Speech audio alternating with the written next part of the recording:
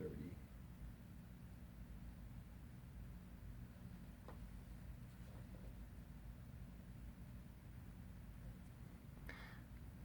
The other thing you can do with the YouTube Live is that you can go back in and trim it if you need to. That's nice. It says it's live, so. Cool. Hmm? You want to give a preview of what's going on? I think of the Facebook Live as the behind the scenes, right? Yeah. Is anything popped up on there that's saying? Broadcast and 150. Oh, is there a timer on there? Mm-hmm. So I don't think it will start automatically. Okay. I think you have to click somewhere. There's going to be a start broadcast button that will show Yeah. up. I see it. And then when you end it, that's again, it'll say end broadcast, and then something will pop up in the middle, and then you have to click on that again to make sure you end it. Okay. But see, this is where having like something branded would be nice, because you could have like a something scrolling, or because with the TriCaster, does it allow you to do all that kind of You stuff? can do graphics all over the whole thing. Man, that would be nice. We'll look into it a little bit more. Come on, you got that extra $2,000, Yeah. right? You're a dink, man. D-Moto has it. What's that? Oh. D-Moto in Hizzy 50 seconds. 5-0. Oh, man. I'm going to shut this door. D-Moto.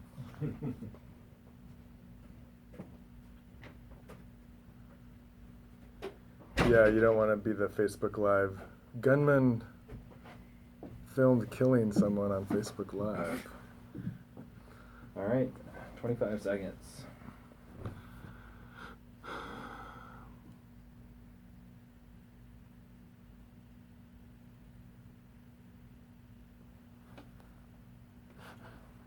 I can see kind of a 10, 9, kind of a reflection. 6, 5, 4, 3, 2, 1.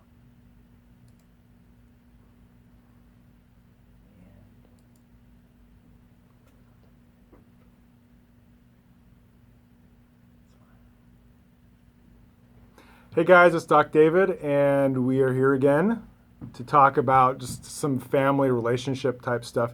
So a lot of times throughout the week, I'll be working with families, and I'll come up with like, hey, this would be something that a lot of families struggle with, and I want to share some of the information or some of my thoughts about these struggles that come up with all families in the world, probably mostly in the U.S. because that's where we live. And so, but I'm sure some of these similar struggles happen elsewhere.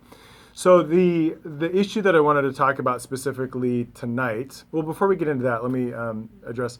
So as we're going along and you comment, I have a producer here. He will raise his hand and he'll read out the question. Now, some of you may just comment.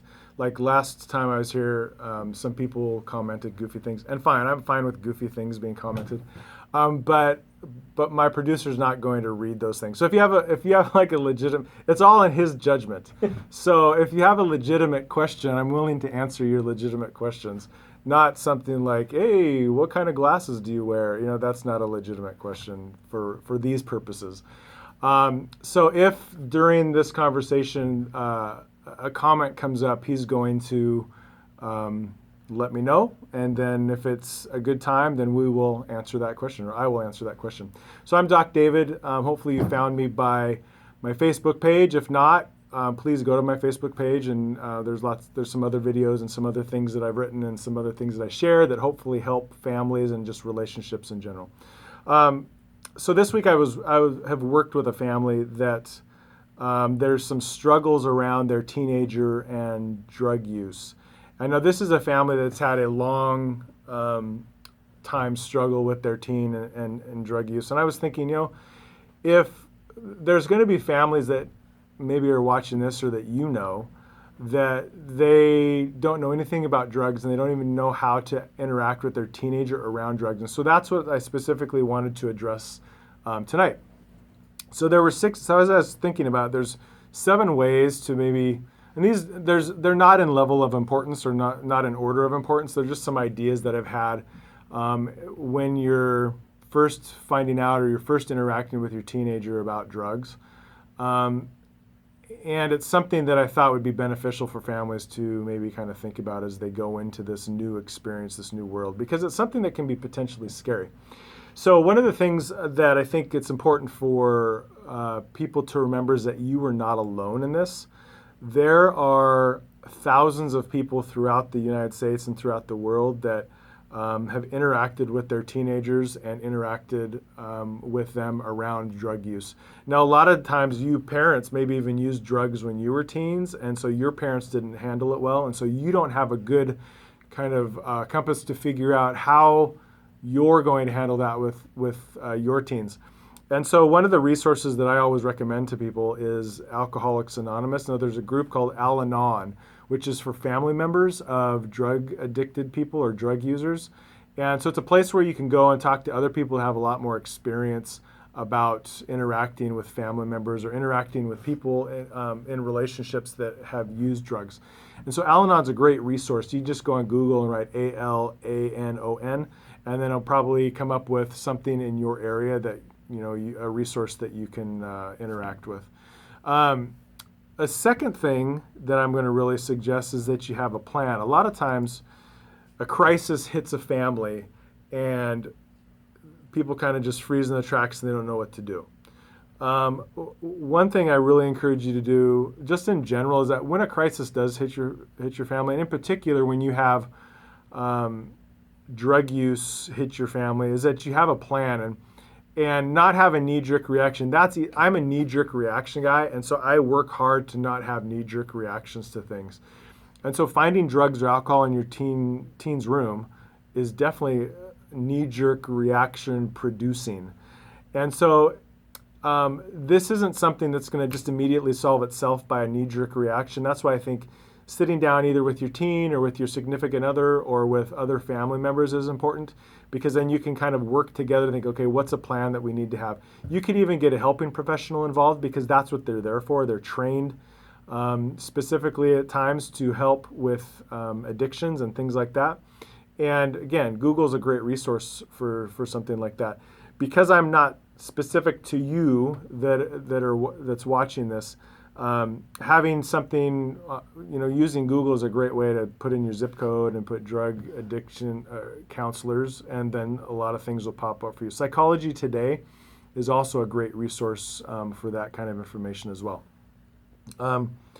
So this one's really hard. Number 3 is don't go in angry. Now that's going to be really challenging, because this is a kid that you want to be successful in life. And when they go off track of the plan that you have for them, that's a problem just in itself, that maybe you need to step back and think they have their own desires and they want to be dependent. And so maybe that's part of the problem, is that you have this plan for them that they're not adhering to. But that's a topic for another conversation. Don't go in angry. It's going to be really difficult. If it means that you need to not have the conversation immediately after you find the drugs or the alcohol, then don't do it. If it means that you have a significant other or a partner or someone in your life that can do that conversation a little bit easier and a little bit more friendly, I would say let them do it first, so you can kind of step back and process through things. Because if you go in angry at your kid's going to remember that anger. Like, anger is a secondary emotion. And so if you can figure out what you're angry about, hurt, sadness, disappointment, or loss, you're hurt that they're using drugs after knowing how much drugs you used and how it messed up your life, or you're disappointed in them because they got arrested for using drugs, or they got arrested for being drunk at a party or something like that. Those are the things that you should be discussing, not the anger. You're so angry at that person, because the anger just usually breaks the relationship. I'd say if you're able to talk about it in terms different than anger, and use other feeling words that you're kind of experiencing, that's going to actually strengthen the relationship. But that's really hard to do as adults when we have kids that we want to, travel down a certain route. The fourth thing I think you need to remember is that you as the parent are in charge. Now, a lot of parents, they would rather have their kids as friends. And I often encourage parents not to be friends of kids because it just leads to disastrous results. Your kids are looking for a leader. They're looking for someone that can give them advice. They're looking for consequences, actually. I mean, I can't tell you how many times that I've sat with a kid and we're having a very direct conversation in front of the parent. And I ask, do you feel more loved when you're given consequences or less loved? And the kid generally always says they feel more loved when they have consequences. Now that blows parents' minds because they give kids consequences and kids get all upset and bent out of shape. That's just what kids do. Kids need that. They know deep down inside that they need that. And so they need a parent that's in charge, that has a plan that can kind of help them in this challenging time in their life. And now you may run into a kid that says, I don't want you doing anything for me. I don't care about you doing anything for me. Don't listen to that because they need your help. You as the parent need to be there for them. And you as the parent need to give them some loving and compassionate direction because if you don't, they could end up out on the streets, homeless and drug addicted. I mean, there's so many runaway teens where I live that it's a very real possibility. So don't discount that and think, my teen would never live on the street. It's a real possibility and something to consider. So you need to be in charge and you need to have a plan and show your kid that you love them. Another thing to consider is support. Gather any kind of support that you can. Support is going to be essential not only for yourself, but it's going to be essential for your kid. If you're doing this thing alone, if you're doing a single parent thing, and you're in a place where there's no other family around you, I'm really going to encourage you to go to something like Al-Anon or go to a local church, someplace that people are going to be willing to give you the help and assistance you need, like emotional support that you need. It's not easy to have a kid that's addicted to drugs or alcohol. And if you're trying to hide it, if you're trying to take care of it yourself, you're potentially going to get overwhelmed. And that's just with one kid. If you have 3 other children that you're trying to parent and raise successfully, and you're doing it by yourself, your stress level is going to go through the roof. And it's not something that is going to help you easily parent all 4 of those kids. And so I'm encouraging you to gather support. If that means that you have to make things right with an estranged parent, an estranged sibling, if it's just a matter of saying sorry for something that you did, then do it because your kid is way more important than not saying sorry to somebody. Your kid needs that support and you need that support as a parent. The number 6, and this is just in general, I think you need to stay consistent as a parent. And that's just not with your message of drugs aren't great for you, alcohol you shouldn't be using. I'm saying stay consistent in all areas of your life. If you say something, mean it. If you do something with your kid and something comes up where you have that opportunity or there's an opportunity for you to maybe go against something that you've said before in your life, don't go down that direction. Don't violate your principles. Stay consistent with your message. The more you can stay on point with your message, the better off your kid is going to be, and the more consistent they're going to respect you. Because I can't tell you how many times that I've interacted with a family that says, I try to be consistent, and then the kid immediately comes up with, well, you didn't do this, and you didn't do this, and you didn't do this. And there's these little small messages of inconsistency that a kid pays attention to. And so that when you do say, I'm going to stay consistent to this one thing, they don't believe you because you haven't shown that you're consistent over a long period of time. And so I'm going to encourage you to stay consistent in whatever means that you can, not just within the drug and alcohol message, but just consistent with consequences. If you ground your kid for 3 days, make sure they're grounded for 3 days. Don't let them off the hook the very next day. And things like that. I think, if you're a parent, you get my gist. And finally, and I think this is the most important thing, I think throughout this all, loving your kid is important.